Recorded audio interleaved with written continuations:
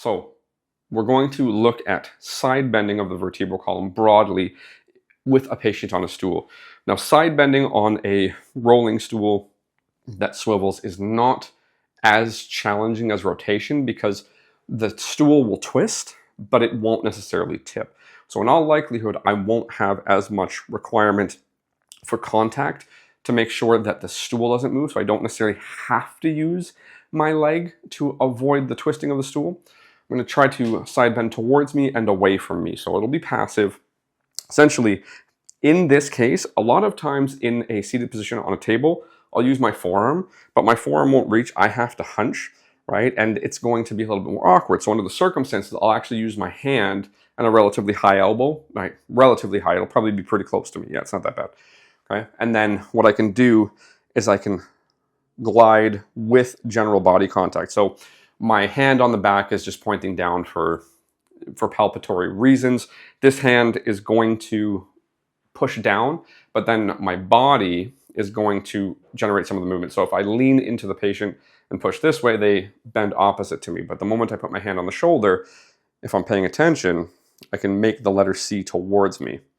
Now, sometimes it works better if I come slightly off axis. This feels better for side bending, yes. Right? So I come off axis. So I'm still getting more side bending net, even though I come off axis because I'm paying attention to how the patient's responding.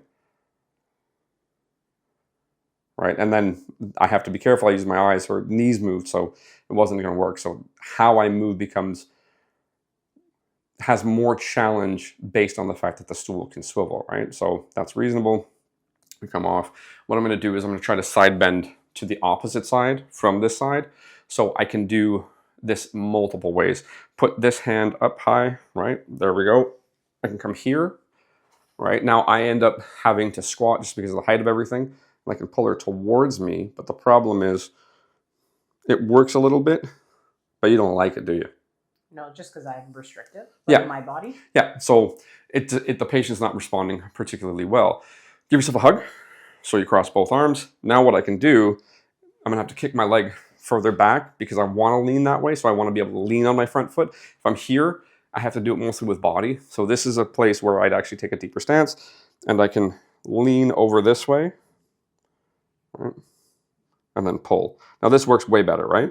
Right. So for her, this is easier. I've got good abdominal contact, right? You can see that my stance is wider under the circumstances. And then again, if I pull you back here, it gets even better, correct? I can side bend. I can get more side bending by coming off axis because the patient isn't responding in a negative way.